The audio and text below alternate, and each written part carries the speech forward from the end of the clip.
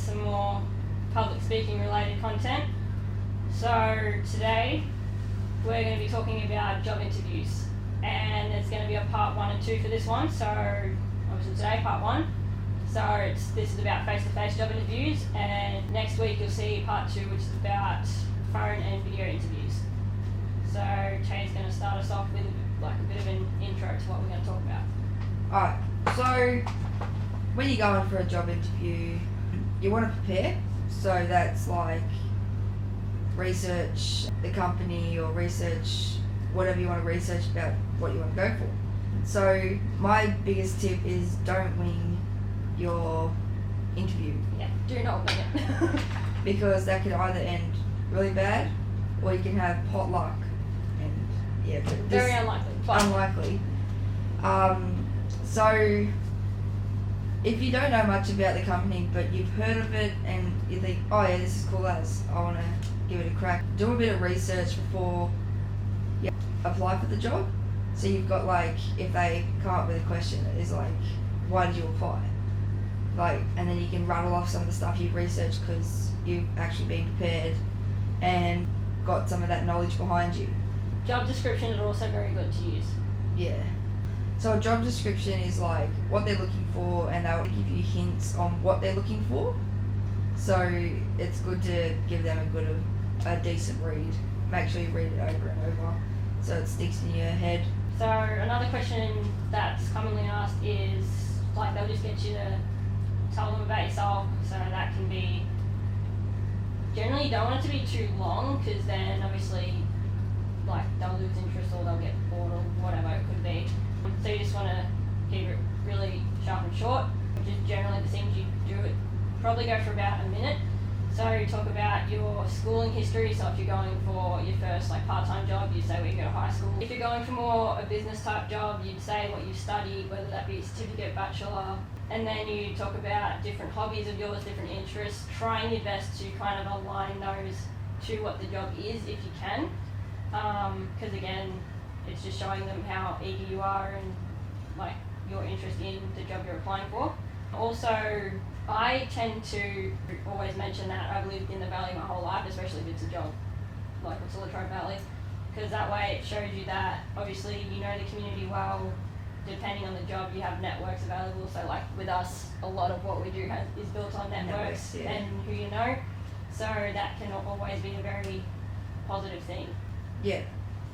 So if you're going for an interview and it's face-to-face, you want to show a bit of time management or time efficiency to get your first foot in the door. So the best bet is to come 10 minutes earlier, make sure you're ready, prepared, so you've got that little bit of time beforehand to, if you're still stuck on what's this company about, you've still got that little bit of time to research before you go into the interview. So that's a little bit of a bonus tip there, which is good. And so once they get into your interview, they'll most likely ask you a scenario. So either a scenario that you have or what you face, so it could be an issue you face, or they will hand you a scenario, so it could be something to do with the workplace, or this person's struggling with this and how do you help. Yep. So there is a thing called STAR method, which is situation, task, action, and result. So situation is what was the situation you or your previous employer faced, depending on what scenario you get given. So that could be what situation is this person in, or what situation were you in. The task, what tasks were involved in that situation. So say 2 people had disagreement, so that was the task, basically the situation. Yeah. What action, so what action did you take, so how did you resolve it. So you could say if 2 people were having an argument, what action did you do? So did you sit down and talk to people about it, or did you defuse it, or anything did like you that? talk to a manager? Yeah, Whatever. there's different ways to go around it depending on what scenario. And the result is, what were the results of those actions you just did? So did it come out in a good way, or did you have to take it further? Yeah. So it depends on the scenarios that you're given or what you face. Yeah, so again, they might not always give you a scenario. So if they're just asking you for an experience you've had, again, it doesn't necessarily have to be work related. Yeah, it can be school. Yeah, I always use one that's related to soccer. So it's like a couple teammates were in a conflict, and it's like, how did I help to fix that? Yeah. Is what I would generally use. Yeah, so that's probably the STAR method has worked for me before. Yeah. Getting this job. I've used the STAR method plenty of times in other job interviews. Yeah. So again, with this whole STAR method, that's just making sure that you cover, like, tick all the boxes on what they're asking. So it's like, if you leave one of those out, you haven't necessarily answered the question right. And you don't have to be like overcomplicated as well. No. Just make it simple. You just say what happened, this is how you did it. So what tasks were involved, so yeah, done that, and what the results were. So you say, oh, it ended up in a good result, we're best mates now. Or, yeah. You know, something like that. Something simple, like, it Yeah. doesn't have to be very high. Yeah. Yeah, and sometimes, even if something didn't necessarily have a good result, but you took all the right steps, you can always just say that it had a good result. Like if you need to adjust it slightly, that's not a bad thing. Like we said, grab a different bunch of random scenarios and like trying to figure out what steps you would take to solve it, and then you could use that as an example, as like a little workaround. Yeah. Or you can even just post some scenarios and you can give us your feedback on how you did it. Yeah, that'd be pretty cool. Yeah. So another question they pretty much always ask is to list your strengths and weaknesses. So there was one interview I went for once. I only pre-planned my strengths because I wasn't expecting them to ask for weaknesses, and I was like, oh, okay. I'm just stuttering mess, in which that doesn't really reflect well. Yeah, I always struggle with strengths and weaknesses. I'm Yeah. like, yes, I do have strengths and I do have weaknesses, and nothing's coming out. Yep. So, yeah, I always like to have at least 3 strengths lined up. If you can have 5, that's probably better. Because, yeah, you don't want to be very predictable in what your strengths are, because odds are everyone's going to say very similar things. So what's your strengths? Yeah, so everyone will probably say, like what Tay mentioned before with time management, that's always a good one.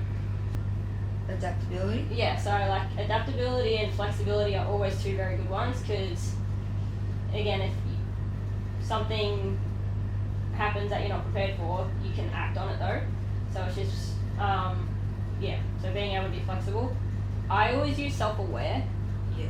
So, because that tells them that you know what you're capable of, and then also, obviously, if it's something you don't have a great understanding of, it's still something that you'll work towards, and you'll learn. I use leadership. Leadership, cool. Yeah. I've never used that one. I think, I don't know if I am, but I'm a good leader. Yes, you are. So basically, I'm just going to go into leadership. So leadership is like not taking charge. You watch people do it, and if there's any incidents, you watch them from behind basically. Yeah. And see. You don't just go, I'm doing this, you just can stand back. Yeah, so like you said, it's kind of standing from the back, watching, and then helping out if you need to. And most employers will ask you, if you name off a couple of your strengths, they'll ask you why. Yeah. Why they are. And you run off a bit of a description about them. Yeah.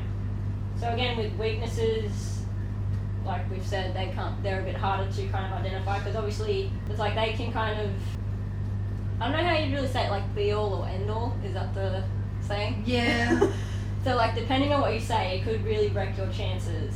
So you have to really be smart on how you word these ones. So you don't just go, oh, I am terrible at time. Yeah. They'll be like, oh. So that would be like, okay, so you're not reliable, you can't, like you won't meet deadlines, whatever, that could extend onto a list of things. Same thing with, again, depending how you word it, but like if you say I procrastinate a lot, again, that means you get distracted, you again won't meet deadlines and time management. Let's say if you're like not confident in you don't say you're not confident at all. You say you're not confident in this bit of sector. So yeah, you just say to them you're willing to learn the stuff you're not confident in. So they think, oh yeah, this person's willing to do anything, take risks.